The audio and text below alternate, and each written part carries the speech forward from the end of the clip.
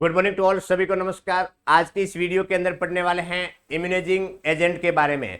बहुत ही इंपॉर्टेंट है। आज की इस वीडियो के अंदर इम्यूनाइजिंग एजेंट क्या है उसका डेफिनेशन पढ़ेंगे, साथ ही साथ कितने प्रकार के होते हैं और उसके क्या क्या एग्जाम्पल हैं उसके बारे में बात करेंगे। देखिए, इम्यूनाइजिंग एजेंट आपने देखा होगा कि जब कोई भी बॉडी के अंदर सबस्टेंस है वो एंट्री करवाते हैं और एंट्री करवाने की वजह से क्या होता है, इम्यून रेस्पॉन्स स्टिमुलेट होता है, इम्यून रेस्पॉन्स बढ़ता है और जिसकी वजह से कोई भी माइक्रो ऑर्गेनिज्म बॉडी के अंदर एंट्री करेगा तो उसको डिस्ट्रॉय कर देगा। क्या कहलाता है? इम्यूनाइजिंग एजेंट कहलाता है। ठीक है, अब देखिएगा डेफिनेशन के बारे में बात करते हैं। बच्चों, आप जानते हैं कि ये वैक्सीन है, टीकाकरण करते हैं, तो क्या है टीकाकरण? यही है, इम्यूनाइजिंग एजेंट होते हैं। इम्यूनोग्लोबिन होता है, बॉडी के अंदर एंट्री करवाते हैं। क्यों करवाते हैं? कि बॉडी की जो इम्यूनिटी है, बॉडी के अंदर इम्यूनिटी है वो बरकरार रहे। कोई भी माइक्रो ऑर्गेनिज्म आएगा तो बॉडी के अंदर इम्यूनोग्लोबिन डाले हुए हैं, जिसकी वजह से क्या है, उसको संक्रमण को नष्ट कर देगा, बीमारी को नष्ट कर देगा, है ना। तो ये जैसे वैक्सीन हुए, इम्यूनोग्लोबिन हुए, एंटीसीरा हुआ, एंटीटॉक्सिन्स हुए, ये सारे क्या है, इम्यूनाइजिंग एजेंट के एग्जाम्पल है। देखिएगा, कोई पदार्थ या जीव, क्या लिखा हुआ है, कोई भी पदार्थ है या जीव है जिसे शरीर में प्रवेश कराने पर, मतलब इस प्रकार से कोई पदार्थ है या जीव है, जैसे एंटीसीरा है, एंटीसीरा है, वैक्सीन है, इम्यूनोग्लोबिन है, तो ये क्या है, शरीर में प्रवेश करवाने पर इम्यून रेस्पॉन्स की शुरुआत होती है ना। इम्यून रेस्पॉन्स की शुरुआत होती है, मतलब बॉडी के अंदर इम्यूनिटी पावर है वो बढ़ती है, होकर किसी संक्रामक बीमारी के विरुद्ध प्रतिरोधक क्षमता प्राप्त होती है। कोई भी संक्रमण है उसके विपरीत एंटीबॉडीज का फॉर्मेशन होता है, इम्यूनिटी का फॉर्मेशन होता है। जो संक्रमण आएगा उसको डिस्ट्रॉय करने के लिए क्या करेगा, डिस्ट्रॉय करने के लिए तैयार रहेगा, रोग प्रतिरोधक पदार्थ कहलाते हैं। कोई भी सब्सटेंस है या जीव है जो बॉडी के अंदर एंट्री करवाने पर इम्यून रेस्पॉन्स प्राप्त होता है और जो किसी संक्रमण बॉडी के अंदर एंट्री होगा उसके विपरीत क्या करेगा, उसको नष्ट कर देगा, उसको नष्ट कर देगा, है ना। तो क्या कहलाता है, इस प्रकार के जो एजेंट्स होते हैं उसको इम्यूनाइजिंग एजेंट कहा जाता है। समझ में आया डेफिनेशन? अब बात करते हैं, इम्यूनाइजिंग एजेंट मुख्य 3 प्रकार के होते हैं। ये भी आपको ध्यान रखना है, कितने प्रकार के होते हैं, 3 प्रकार के होते हैं। कौन कौन से होते हैं? देखिए, वैक्सीन के बारे में कौन नहीं जानता। ए नेशनल इम्यूनाइजेशन शेड्यूल के अंदर all types of the vaccine है। नेशनल इम्यूनाइजेशन शेड्यूल, ये जो इम्यूनाइजिंग एजेंट है ये लाइव किल्ड टाइप के जो वैक्सीन होते हैं वो बनाए जाते हैं, बॉडी के अंदर एंट्री करवाए जाते हैं। देते कि नहीं देते?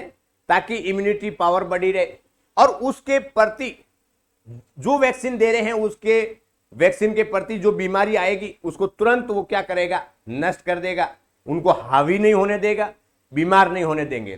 दूसरे है इम्यूनोग्लोबिन, आईजी ऐसे लिखते हैं बच्चों।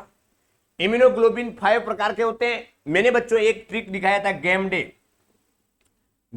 डे, इम्यूनोग्लोबिन जी, इम्यूनोग्लोबिन ए, इम्यूनोग्लोबिन एम, इम्यूनोग्लोबिन डी और इम्यूनोग्लोबिन ई। ठीक है, तो ये इम्यूनोग्लोबिन होते हैं जो बॉडी के अंदर एडमिनिस्टर करवाया जाता है। उसके बाद में एंटीसीरा या एंटीटॉक्सिन्स भी होते हैं। एंटीसीरा या एंटीटॉक्सिन्स जो बॉडी के अंदर एडमिनिस्टर करवाया जाता है, इम्यूनिटी पावर को स्ट्रॉन्ग किया जाता है, क्या कहलाता है, इम्यूनाइजिंग एजेंट कहलाता है। अब देखिएगा, ये 3 प्रकार के एजेंट हैं, इनके बारे में आज बात करेंगे। देखिएगा, सबसे पहले बात करते हैं वैक्सीन के बारे में। टीके, वैक्सीन या टीके, है ना। वैक्सीन को बच्चों हिंदी में क्या बोलते हैं? टीके के नाम से जाना जाता है। टीके लिखिए। टीके जीवित, दुर्बल या मृत सूक्ष्म जीवों या उनसे व्युत्पन्न प्रोटीन द्वारा निर्मित होते हैं, जो जैविक पदार्थ हैं जिन्हें एंटीबॉडी के निर्माण को प्रेरित करने और संक्रमण रोगों के प्रति प्रतिरोधक क्षमता विकसित करने हेतु काम में लिए जाते हैं। ए all types of the vaccine होते हैं, वो क्या होता है, लाइव भी होता है, किल्ड भी होता है। ठीक है, देखो लाइव जीवित और मृत किल्ड, ये दोनों प्रकार के टीके होते हैं जो किसके द्वारा बने होते हैं, इनका डेरिवेटिव्स क्या है, ये प्रोटीन के द्वारा निर्मित होते हैं। ठीक है, जो जैविक पदार्थ है, जो क्या है, एक जैविक पदार्थ है जिन्हें एंटीबॉडी के निर्माण के लिए प्रेरित करने क्या होता है, फॉर्मेशन होता है एंटीबॉडीज का, एंटीबॉडीज का फॉर्मेशन करने के लिए, साथ ही साथ में संक्रमण रोगों के प्रति प्रतिरोधक क्षमता उत्पन्न करने के लिए, संक्रमण रोग जैसे एंटीजन है तो उसके प्रति क्या बनती है, इम्यूनिटी बनती है, इम्यूनिटी प्रतिरोधक क्षमता विकसित करने के लिए, है ना, development of the immunity, development of immunity के लिए काम में लिए जाते हैं। बच्चों इतना ध्यान रखना, all type of the vaccine, जो लाइव हो या किल्ड हो, है ना, जो बॉडी के अंदर क्या करते हैं, एंट्री करवाए जाते हैं, जिसके अंदर ये जो बने हुए होते हैं डेरिवेटिव्स फ्रॉम द प्रोटीन के बने होते हैं, जो जैविक पदार्थ होते हैं, और ये बॉडी के अंदर एंट्री करेंगे तो उस कंडीशन में किसका फॉर्मेशन होगा, एंटीबॉडीज का फॉर्मेशन होगा। किसका फॉर्मेशन होगा, एंटीबॉडी का फॉर्मेशन होगा। जो बॉडी के अंदर एंटीजन जा रहा है, देखो कोई भी सबस्टेंस है या संक्रमण है, ये हमेशा ध्यान रखना, इन दोनों वर्ड का हमेशा ध्यान रखना। क्या मतलब हुआ, एंटीजन मतलब बॉडी के अंदर कोई भी संक्रमण है, जैसे कोई माइक्रो ऑर्गेनिज्म है बॉडी के अंदर गया, एंट्री किया, जो संक्रमण है माइक्रो ऑर्गेनिज्म है वो एंटीजन होता है। एंटीजन का काम होता है मरीज को बीमार करना, व्यक्ति को बीमार करना। तो एंटीजन वह सबस्टेंस जो बॉडी के अंदर एंट्री करता है और उसके बाद में शरीर को बीमार कर देता है, एंटीजन कहलाता है।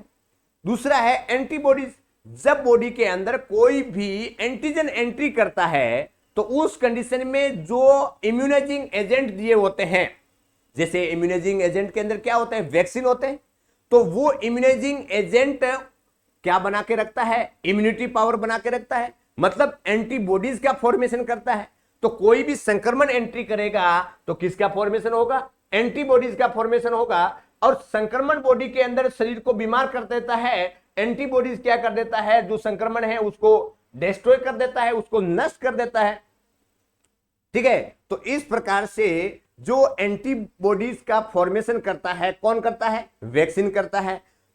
तो इस प्रकार से एंटीबॉडीज के निर्माण को प्रेरित करने और संक्रमण रोग के प्रति प्रतिरोधक क्षमता विकसित करने हेतु काम में लिया जाता है। अब आपको यह मालूम पड़ गया कि वैक्सीन है वो काम में क्यों लिए जाते हैं। वैक्सीन प्रोटीन के बने हुए होते हैं, जैविक पदार्थ होते हैं। जब कोई भी संक्रमण बॉडी के अंदर एंट्री होता है तो किसका फॉर्मेशन होता है, एंटीबॉडीज का फॉर्मेशन होता है। और एंटीबॉडीज क्या करती है, जो संक्रमण आएगा उसको डिस्ट्रॉय करने का काम करेगा। ठीक है, तो इस प्रकार से वैक्सीन लाइव और किल्ड दो प्रकार के होते हैं। ठीक है, तो इस प्रकार से ये शरीर के लिए या इम्यूनाइजिंग एजेंट है वो यूज किया जाता है या काम में लिया जाता है। अंडरस्टैंड। नेक्स्ट बात करते हैं, टीकाकरण हेतु निम्न प्रकार के वैक्सीन काम में लिए जाते हैं।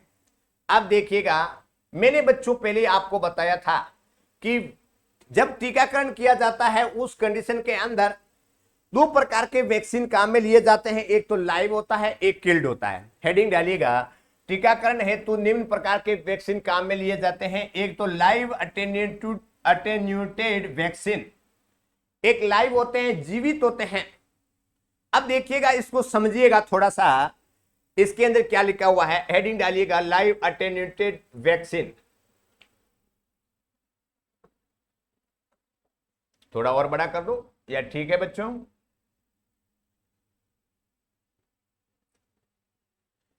लाइव अटेन्यूटेड वैक्सीन, ये वैक्सीन जीवित रोगाणु, देखो जीवित रोगाणु, पैथोजेंस, जिस वर्ड के अंदर पैथो है उसका मतलब है डिजीज कंडीशन उत्पन्न करने वाला है।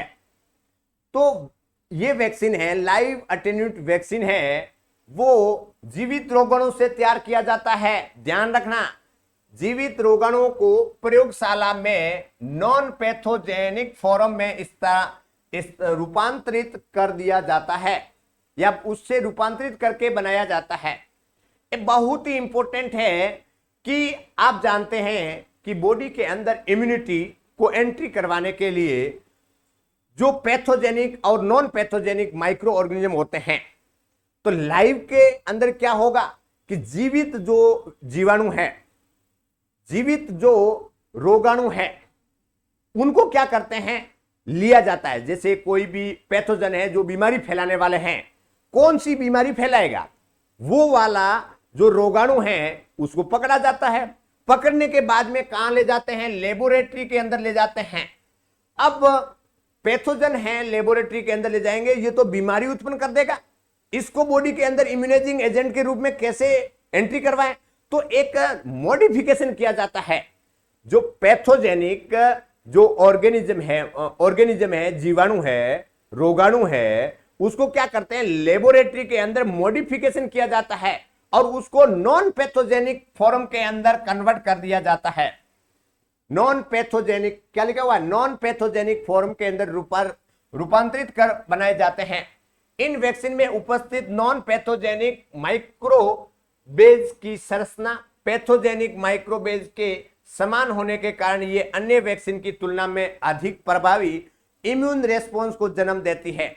तो इस प्रकार से बच्चों आप जानते हैं कि जीवित कोई भी रोगाणु को लिया, उसके बाद में लैब में डाला, मॉडिफाई किया, नॉन पैथोजेनिक जो फॉर्म में उसको क्या कर दिया, ट्रांसफर कर दिया, और उसके द्वारा बनी गई इम्यूनिटी है, इसके द्वारा बनाया गया वैक्सीन है, वो दूसरों की तुलना में बेटर होगा, क्योंकि जिस बीमारी को फैलाने वाला माइक्रो ऑर्गेनिज्म है उसके द्वारा ही क्या बना दिया, एंटीबॉडीज बना दी।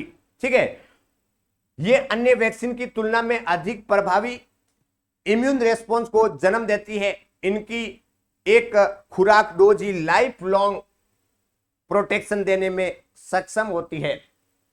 ये ऐसे वैक्सीन होते हैं बच्चों जो एक डोज ही काफी होती है, इसके अंदर क्या होता है, दूसरे डोज की देने की जरूरत नहीं है।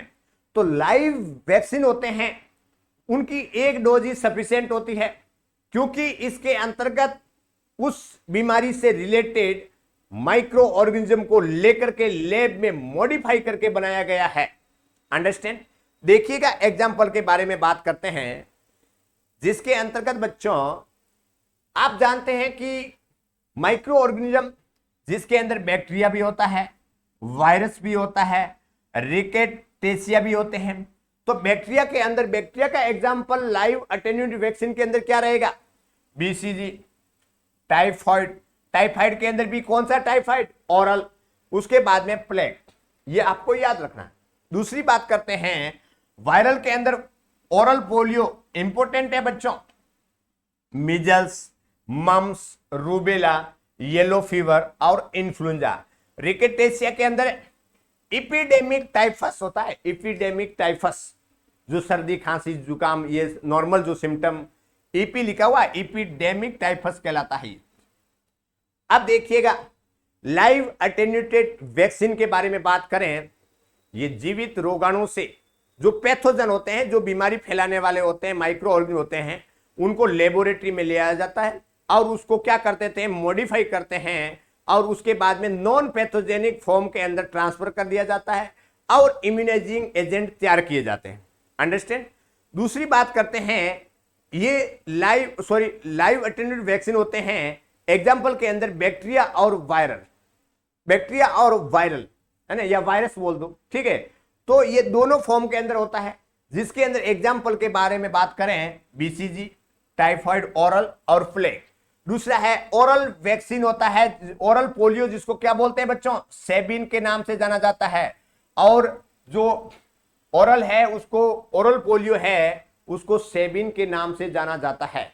तो सेबिन वाला है वो क्या है, लाइव है, ध्यान रखना, किल्ड नहीं है। आगे किल्ड वाला भी आएगा पोलियो के अंदर। अंडरस्टैंड। तो ये यहां तक बातें आपको इतनी याद रखना है।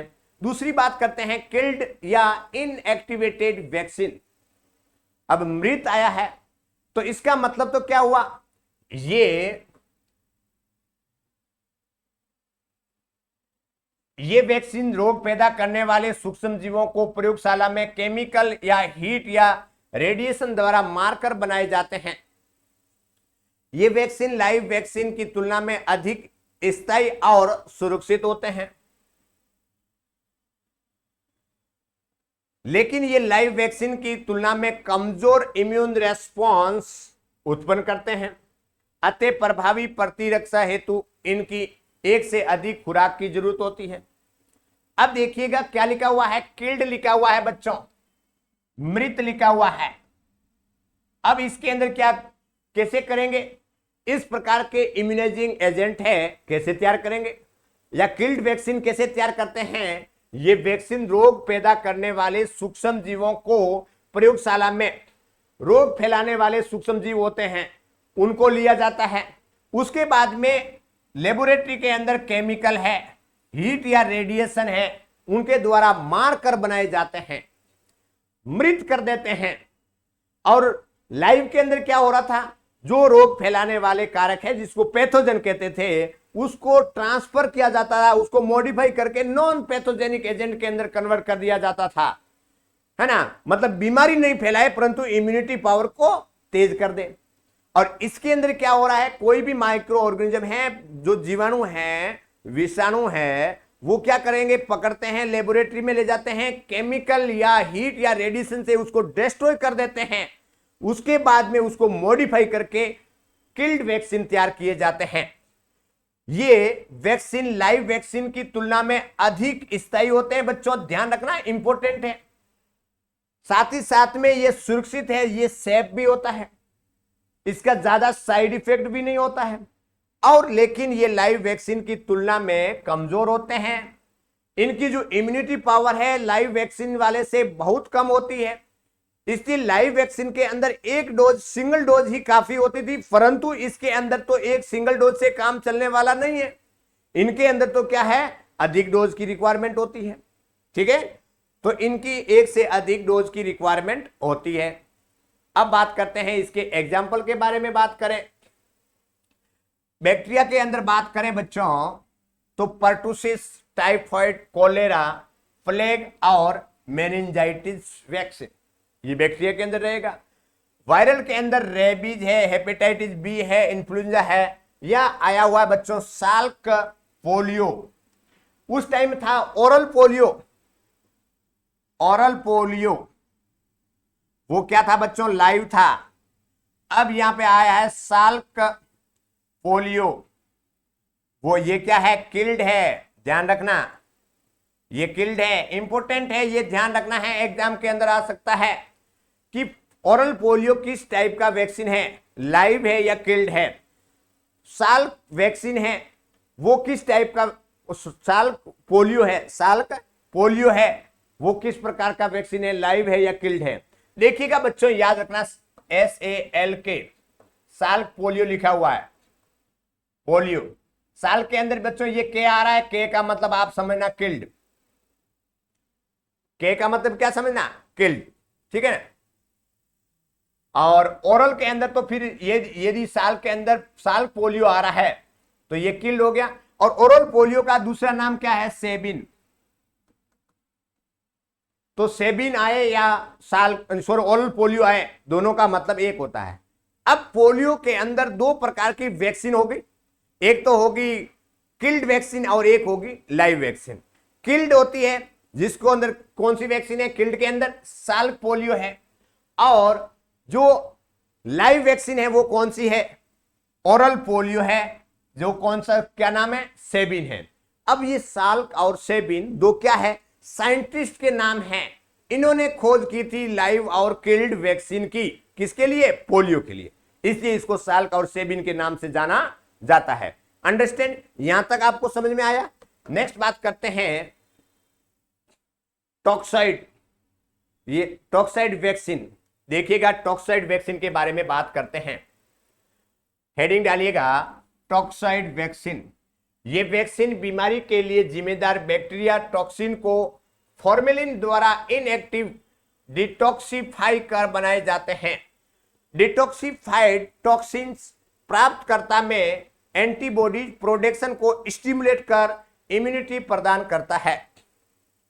अब बच्चों इसके अंदर क्या होता है, बैक्टीरिया के जो टॉक्सिन्स होते हैं, जो जहर होता है, उसको फॉर्मेलिन के द्वारा इनएक्टिव कर दिया जाता है। जो बैक्टीरियल टॉक्सिन है, जो पॉइजन है, उसको फॉर्मेलिन के द्वारा क्या करते हैं, डिटॉक्सिफाई कर दिया जाता है, उसको डिस्ट्रॉय कर दिया जाता है, उसको जहर को हटा दिया जाता है, टॉक्सिन को हटा दिया जाता है, और उसके बाद में जो जिसको देते हैं इस प्रकार से मॉडिफाई करके किसी को देते हैं, प्राप्त करना रिसीवर को देते हैं, तो किस क्या फॉर्मेशन करेगा, एंटीबॉडीज का फॉर्मेशन करने के लिए हेल्पफुल होता है। और एंटीबॉडीज क्या करती है, इम्यूनिटी पावर है उसको क्या करती है, प्रदान करती है, टॉक्साइड कहलाता है।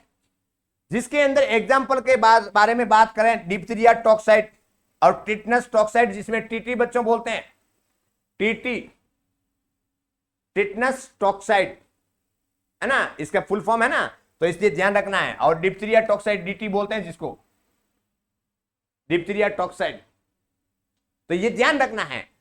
टॉक्साइड वैक्सीन वो वैक्सीन जो बैक्टीरियल टॉक्सिन है उसको डिटॉक्सिफिकेशन करते हैं, फॉर्मेलिन के द्वारा उसको मॉडिफाई किया जाता है और क्या किया जाता है, इम्यूनाइजिंग एजेंट तैयार किए जाते हैं।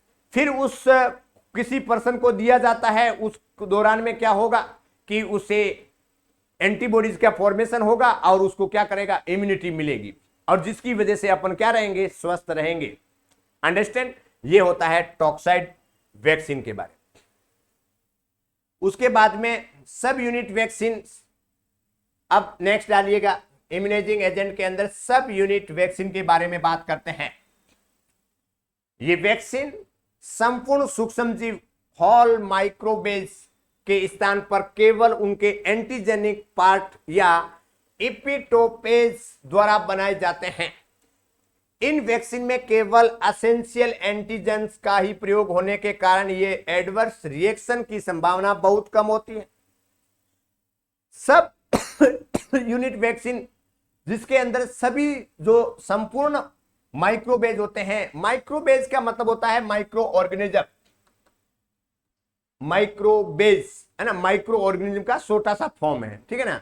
तो संपूर्ण सूक्ष्म जीव के स्थान पर केवल उनके एंटीजन पार्ट को, जैसे बच्चों आपने देखा होगा माइक्रो ऑर्गेनिज्म क्या है, बीमारी फैलाने वाला, उसमें से क्या करेंगे, एक एंटीजन को निकाल देते हैं और उस एंटीजन से क्या बनाते हैं, इम्यूनाइजिंग एजेंट तैयार किए जाते हैं। क्या लिखा हुआ है, एंटीजेनिक पार्ट है, जो एंटीजन पार्ट है उनके द्वारा बनाए जाते हैं।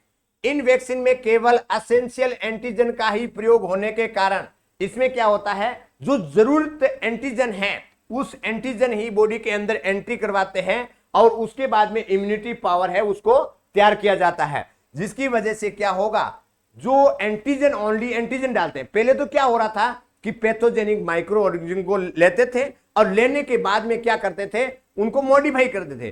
परंतु सब यूनिट वैक्सीन है जिसके अंतर्गत क्या करेंगे कि कोई भी सब्सटेंस माइक्रो ऑर्गेनिज्म है उसका क्या है, एंटीजन वाला पार्ट लेते हैं, उसको मॉडिफाई किया जाता है। अब ये एंटीजन वाला पार्ट होने की वजह से इसका ज्यादा साइड इफेक्ट नहीं होता है और बॉडी के अंदर क्या है, इम्यूनिटी प्राप्त होती है। इस प्रकार के वैक्सीन होते हैं जिसको बोलते हैं सब यूनिट वैक्सीन होते हैं। एग्जाम्पल के बारे में बात करें, हेपेटाइटिस बी, हेपेटाइटिस बी का जो वैक्सीन होता है वो सब यूनिट वैक्सीन के अंतर्गत आएगा। अंडरस्टैंड। नेक्स्ट बात करते हैं, देखिएगा कॉन्जुगेटेड वैक्सीन। कॉन्जुगेटेड वैक्सीन कुछ बैक्टीरिया पर पॉलीसेकेराइड की कोटिंग होने के कारण शिशु या छोटे बच्चों का इम्मेच्योर सिस्टम एंटीजन की पहचान नहीं कर पाता है एवं वह रोग से ग्रसित हो जाता है। ऐसे बैक्टीरियल इन्फेक्शन से बचाव हेतु कॉन्जुगेटेड वैक्सीन का प्रयोग किया जाता है। ये वैक्सीन बैक्टीरिया के साथ एंटीजन या टॉक्साइड को लिंक करके बनाए जाते हैं। कॉन्जुगेटेड मतलब दोनों को मिलाना, एक मिक्सिंग किया जाता है। बच्चों आप जानते हैं कि जब इन्फेंट है, छोटे बच्चे हैं, उनका इम्यून पावर होता है वो क्या होता है, कमजोर होता है। तो कई ऐसे बैक्टीरिया जिसके उस बैक्टीरिया के, मान लीजिए ये बैक्टीरिया है, उसके ऊपर क्या है, कोटेड होता है, एक कवरिंग लेयर होती है। अब कोई भी सबस्टेंस बॉडी के अंदर एंट्री करवाया हुआ है, परंतु वो सबस्टेंस बैक्टीरिया के ऊपर कोटेड लगा हुआ है, तो किस टाइप का एंटीजन है, किस प्रकार की एंटीबॉडी उत्पन्न करना है, आइडेंटिफाई नहीं कर पाता है। और जिसकी वजह से क्या है, इम्यूनिटी पावर कोई रेस्पॉन्स नहीं करता है, जिसकी वजह से बीमार हो जाते हैं। तो इस प्रकार की कंडीशन के अंदर क्या करते हैं, कॉन्जुगेटेड वैक्सीन तैयार किए जाते हैं। ऐसे बैक्टीरिया इन्फेक्शन से बचाव हेतु क्या करते हैं, कॉन्जुगेटेड वैक्सीन का प्रयोग किया जाता है। और ये वैक्सीन बैक्टीरिया के साथ एंटीजन या बैक्टीरिया के साथ में एंटीजन या टॉक्साइड को लिंक करके बनाए जाते हैं, कॉन्जुगेटेड वैक्सीन कहलाता है। एग्जाम्पल के बारे में बात करें, क्या लिखा हुआ है, haemophilus influenza type B, haemophilus influenza type B, जिसको हिब के नाम से जाना जाता है। उसके बाद में डीएनए वैक्सीन। अब देखिएगा बच्चों कितनी लेटेस्ट टेक्निक आने लग गई है, डीएनए वैक्सीन तैयार किए जा रहे हैं, अंडर ट्रायल के अंदर है। इसमें जीन को निकाला जाता है। इस वैक्सीन में सूक्ष्म जीवों में एंटीजन के सिंथेसिस के लिए जिम्मेदार जीन का प्रयोग किया जाता है। देखिएगा किसके लिए, इन वैक्सीन में सूक्ष्म जीवों में एंटीजन के सिंथेसिस के लिए जिम्मेदार जीन का प्रयोग किया जाता है। जब इन जीन को रिसिपिएंट में प्रवेश करवाया जाता है तो कुछ कोशिकाएं इन जीन को ग्रहण कर एंटीजन का निर्माण करने लगती है। ये एंटीजन प्रभावी सेलुलर इम्यून रेस्पॉन्स को उत्पन्न कर प्रतिरक्षा प्रदान करती है। ठीक है, तो इस प्रकार से डीएनए वैक्सीन जिसके अंदर जीन लिए जाते हैं और उस एंटीजन जो बीमारी फैलाते हैं उसको ही जीन निकाल देते हैं, और उसके विपरीत क्या है, एंटीबॉडीज का फॉर्मेशन करवाया जाता है, इम्यूनिटी को स्ट्रॉन्ग करवाया जाता है। परंतु ये वैक्सीन है अभी अंडर ट्रायल के अंदर है, अभी मार्केट के अंदर उतरी नहीं है। अंडरस्टैंड। तो इस प्रकार से जीन को लेकर के क्या बनाई जाती है, इम्यूनिटी बनाई जाती है, एंटीबॉडीज का फॉर्मेशन करवाया जाता है उस बीमारी से रिलेटेड, जिसको डीएनए वैक्सीन कहा जाता है। अब बात करते हैं मिक्स्ड या कंबाइंड वैक्सीन के बारे में बात करें। मिक्स्ड या कंबाइंड वैक्सीन के बारे में बात करें, ये एक से अधिक प्रकार के इम्यूनाइजिंग सब्सटेंस से मिलकर बने वैक्सीन मिक्स्ड या कंबाइंड वैक्सीन कहते हैं। ये इम्यूनाइजिंग सब्सटेंस अलग अलग संक्रमणों के विरुद्ध प्रतिरक्षा करने वाले हो सकते हैं या एक बीमारी के लिए जिम्मेदार रोगाणु के भिन्न भिन्न स्ट्रेन के विपरीत प्रतिरक्षा प्रदान करने वाले हो सकते हैं। इन वैक्सीन का निर्माण बार बार इंजेक्शन से बचने, हॉस्पिटल विजिट की संख्या को सीमित रखने एवं लागत कम करने के उद्देश्य से प्राप्त किए जाते हैं। बच्चों ये बहुत इंपॉर्टेंट है, क्या बोला गया है, मिक्स्ड या कंबाइंड वैक्सीन वह वैक्सीन जिसके अंतर्गत एक या एक से ज्यादा वैक्सीन उसके अंदर सम्मिलित होते हैं। इस प्रकार से मान लीजिए जैसे आपने देखा होगा डीपीटी के अंदर 3 प्रकार के वैक्सीन हैं, एमएमआर के अंदर 3 प्रकार के हैं, एमआरआई के अंदर 2 वैक्सीन है। तो मैं कहूं कि इस प्रकार के वैक्सीन तैयार किए जाते हैं जिसके अंदर एक या एक से ज्यादा वैक्सीन उसके अंदर होते हैं, जिसको कंबाइंड या मिक्स्ड वैक्सीन के नाम से जाना जाता है। इसकी जरूरत क्यों पड़ी, इसकी नौबत क्यों पड़ गई, इस वैक्सीन का निर्माण बार बार इंजेक्शन से बचने से, जैसे मैं कहूं कि डीपीटी के अंदर लगाएंगे तो डिप्थीरिया है, पर्टुसिस है और टिटनस है, तीनों प्रकार के डिजीज की इम्यूनिटी पावर एक साथ में बॉडी के अंदर एंट्री करवा दी तो बार बार इंजेक्शन लगाने की जरूरत नहीं पड़ेगी। हॉस्पिटल विजिट की संख्या को कम सीमित करने के लिए अब यदि 3 प्रकार का इंजेक्शन है अलग अलग टाइम में देंगे तो ऐसी कंडीशन के अंदर क्या करेंगे, बार बार हॉस्पिटल दौड़ दौड़ के आना पड़ेगा। तो इस प्रकार से हॉस्पिटल विजिट कम करने के लिए। तीसरी बात है कि एक इंजेक्शन लग रहा है तो इसमें लागत कम आएगी, खर्चा कम आएगा, है ना। तो इस और अलग अलग लगाएंगे तो पैसा भी ज्यादा लगेगा। तो 3 कारण हैं इंजेक्शन से बचने के लिए, हॉस्पिटल विजिट कम करने के लिए, लागत कम करने के लिए ये इस प्रकार से कंबाइंड या मिक्स्ड वैक्सीन तैयार किए जाते हैं। एग्जाम्पल के अंदर डीपीटी, एमएमआर और एमआर। ठीक है, ये आपको बच्चों क्या रखना है, ध्यान रखना है। उसके बाद में हेपेटाइटिस बी, ठीक है ना, haemophilus influenza type B and hepatitis B. उसके बाद में है पेंटावेलेंट वैक्सीन, ये सब मिक्स्ड वैक्सीन के अंदर आता है बच्चों। पहले आता था ट्राईवेलेंट जिसके अंदर डीपीटी था। डीपीटी क्या था, ट्राईवेलेंट के अंदर था, 3 प्रकार के वैक्सीन होते थे। परंतु पेंटावेलेंट के अंदर बच्चों इंपॉर्टेंट है, क्वेश्चन आता है कि पेंटावेलेंट, जिस वर्ड के अंदर पेंटा लिखा हुआ है उसका मतलब होता है 5, वेलेंट का मतलब होता है कंबाइंड, कॉन्जुगेट, मिक्स्ड, किसी को मिलाना। तो 5 प्रकार का समायोजन है, जिसके अंदर एक तो क्या होगा, diphtheria, pertussis, tetanus, hepatitis B और हिब। हिब की फुल फॉर्म बच्चों आपको ध्यान रखना है, हिब की full form haemophilus influenza type B, haemophilus influenza type B. ठीक है, तो इस प्रकार से डीपीटी तो था ही था। देखो डीपीटी, डिप्थीरिया, पर्टुसिस, टिटनस और साथ साथ में हेपेटाइटिस बी और हिब, है ना, हिब। तो इस प्रकार से एचएच, डीपीटी प्लस एचएच, ये इस प्रकार से आपको याद रखना है पेंटावेलेंट के अंदर। आया समझ में? अब ये बच्चों क्या थे, वैक्सीन इम्यूनाइजिंग एजेंट के बारे में बात किए, अंडरस्टैंड।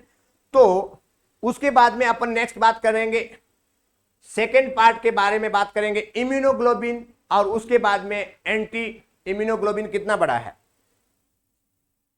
अच्छा, मैं एक ही क्लास के अंदर आपका करवा देता हूं, नहीं तो आप लोगों का मिक्स हो जाएंगे।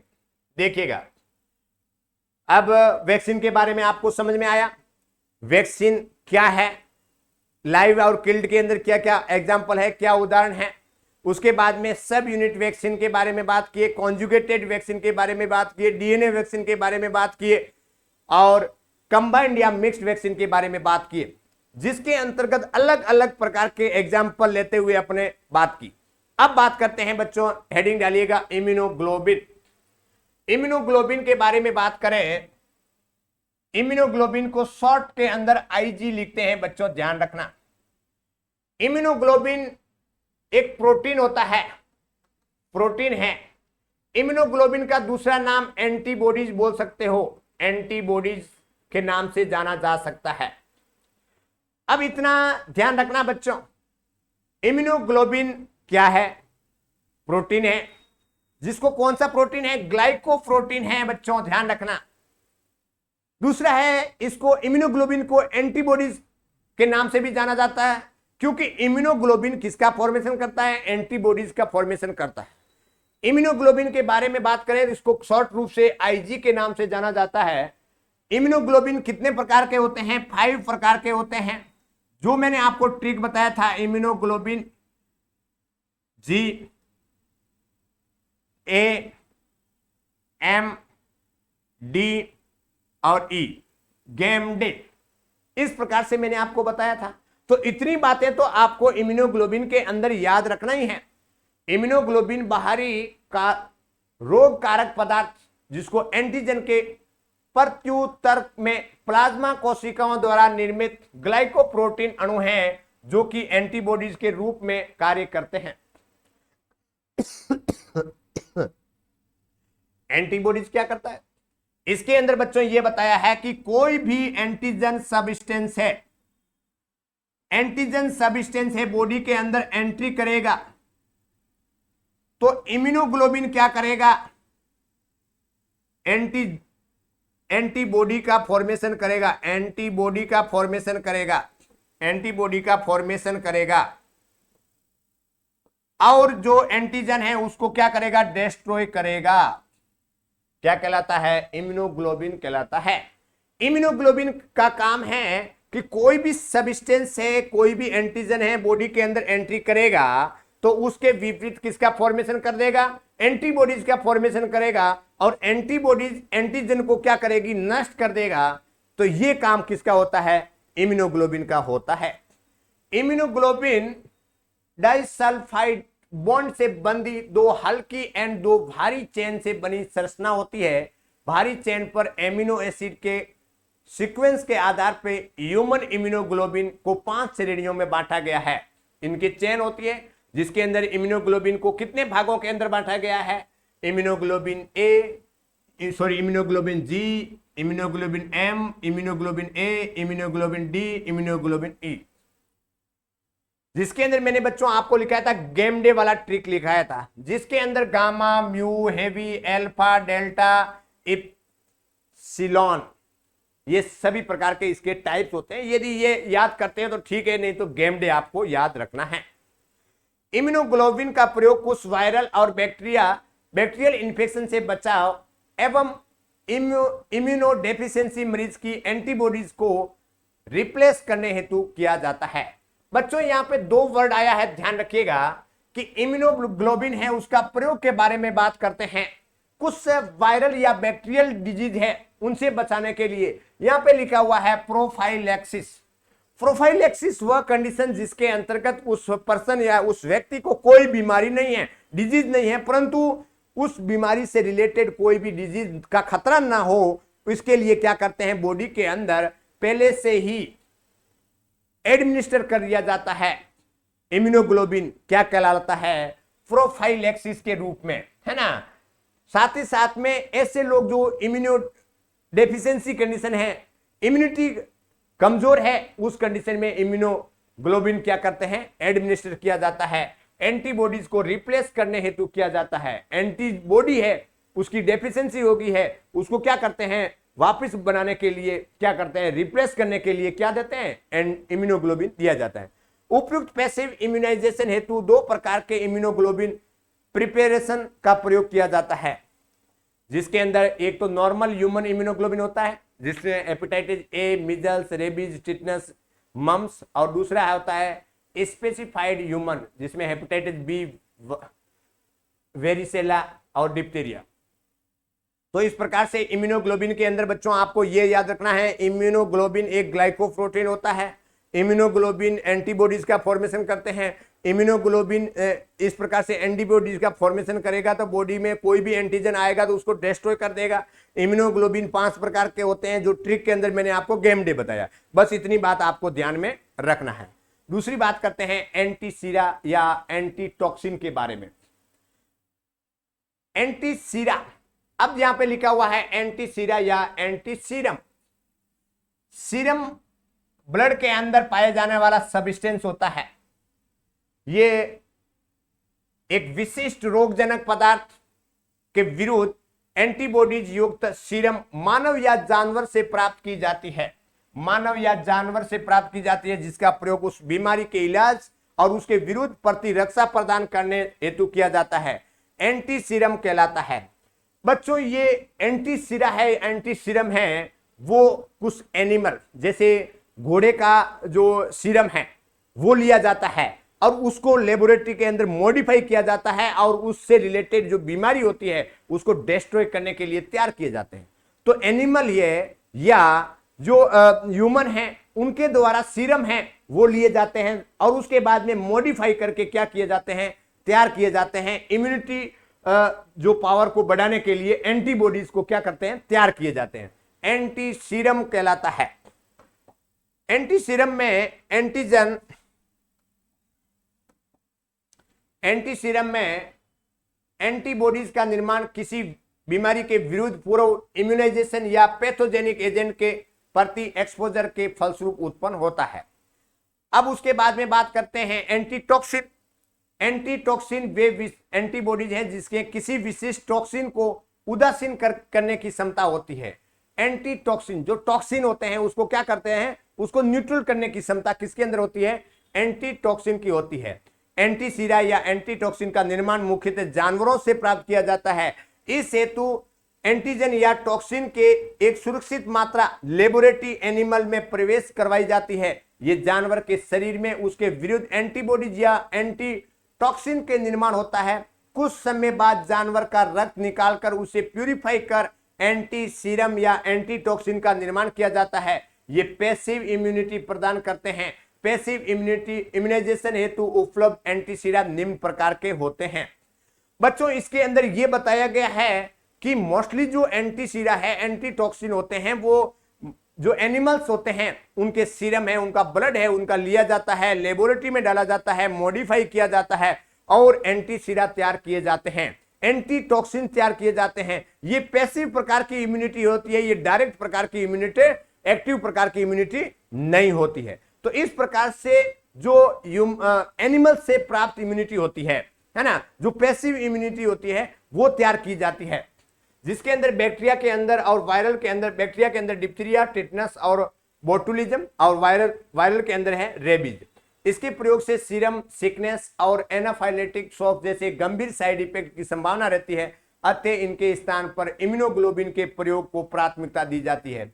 ये जो एंटी सीरा है या एंटी टॉक्सिन होते हैं, थोड़ा उनके साइड इफेक्ट ज्यादा होते हैं। क्या लिखा हुआ है, ये जो सिकनेस होता है, सीरम सिकनेस बोलते हैं, जिसके अंदर क्या होगा बच्चों, कमजोरी है, बेचैनी है, वीकनेस है, ये महसूस होगी। एनाफाइलेटिक शॉक कंडीशन हो सकती है, रिएक्शन हो सकती है बच्चों, रिएक्शन कंडीशन हो सकती है, रिएक्शन कंडीशन हो सकती है, जैसे साइड इफेक्ट की संभावना रहती है। और इस एंटी सीरा, एंटी टॉक्सिन की जगह किसका यूज कर सकते हैं, इम्यूनोग्लोबिन को प्राथमिकता देना है। क्या देना है, प्राथमिकता देना है। अंडरस्टैंड। तो ये बच्चों थे इम्यूनाइजिंग एजेंट। आज के इस टॉपिक के अंदर इम्यूनाइजिंग एजेंट क्या होता है, कितने प्रकार के होते हैं, क्या एग्जाम्पल होते हैं, उसके बारे में बात की। आई हैव होप कि आपको वीडियो अच्छा लगा होगा। लाइक, शेयर एंड सब्सक्राइब करना न भूलें।